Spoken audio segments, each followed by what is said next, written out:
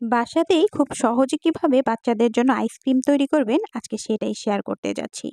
আসসালামু আলাইকুম everyone, experiment with ইতি নতুন একটি ভিডিওতে আপনাকে স্বাগতম। এখানে নিয়ে নিয়েছি আমি হুইপ ক্রিম। আপনারা চাইলে অন্য যে কোনো ব্র্যান্ডের ক্রিমও ইউজ করতে পারেন। তো হুইপ ক্রিম নিয়ে নিয়েছিলাম এখানে আধা কাপের মতো। আমি খুব অল্প পরিমাণ দিয়ে তৈরি করে দেখাবো। অল্প একটু হুইপ ক্রিম দিয়ে ঠিক কতটা আইসক্রিম তৈরি করা যায় সেটাই দেখাবো। তো হুইপ ক্রিমটা নিয়ে আমি বেশ খানিকটাক্ষণ ইলেকট্রিক বিটার দিয়ে বিট করে নিব। কিছুক্ষণ এটা বিট করে নেওয়ার পরে এটা কিন্তু অনেকটা ফোমি আকার ধারণ করবে। তো এটা ওয়ানে দিয়ে বিট করার চেষ্টা করবেন, মানে খুব বেশি পাওয়ারে বিট করার দরকার নেই। তো এখানে আমি বিট করতে করতে একটা সময় যখন অনেকটা ফোমি আকার ধারণ করবে তখন আমি দিয়ে দিব চিনি। এখানে আমি হাফ কাপের জন্য দিয়েছিলাম ৩ টেবিল চামচ চিনি, সরি ৩ চা চামচ চিনি দিয়েছিলাম এখানে আমি।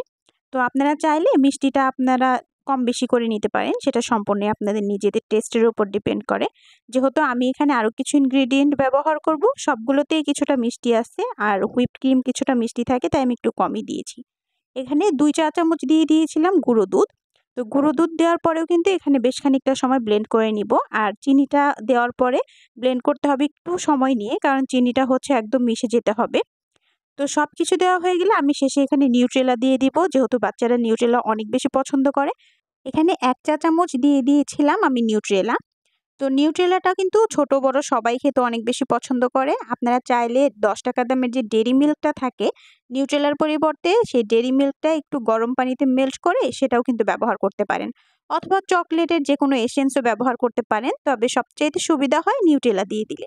কারণ নিউট্রেলা দিলে এখানে ওই মেল্ট করারও কোনো ঝামেলা থাকে না, আর নিউট্রেলার ফ্লেভারটাও অনেক বেশি মজাদার। তো যাই হোক, এখানে হচ্ছে আমার কিন্তু ব্লেন্ড করা হয়ে গেছে। এটা আমি ঠিক ক্রিম না, কেকের যে ক্রিমটা থাকে তার থেকে একটু কম ব্লেন্ড করে নিয়েছি।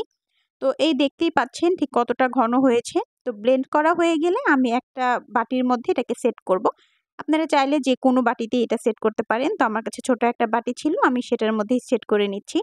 আর এখানে আপনারা চাইলে উপর দিয়ে হচ্ছে যেকোনো কাজু বাদাম, কাঠবাদাম, কিশমিশ, খেজুর, মানে যার যেরকম খেতে ইচ্ছা সেটা ব্যবহার করতে পারেন। তো আমি এখানে শুধু ব্যবহার করেছিলাম হচ্ছে খেজুর, কারণ আমার কাছে অন্য কোনো বাদাম ছিল না। তবে এটা অন্য যেসব বাদাম থাকে সেগুলো দিলে কিন্তু খেতে অনেকটা মজা হয়। তো এই যে সহজেই কিন্তু তৈরি হয়ে যাবে এই আইসক্রিমটা, আর যথেষ্ট স্বাস্থ্যসম্মত।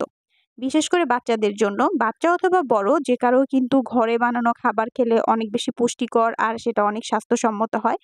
তো এই খাবারটা বিশেষ করে বাচ্চারা কিন্তু অনেক বেশি পছন্দ করবে। আর এই আইসক্রিমটা অনেক সহজ তৈরি করা। একদম হাতের কাছে থাকা উপাদান দিয়ে কিন্তু তৈরি করে ফেলা যায়। দেখতে হয়তো মনে হচ্ছে যে হয়তো কেমন হবে খেতে, এত কম ইনগ্রিডিয়েন্ট, কিন্তু খেতে আসলেই অনেক মজাদার।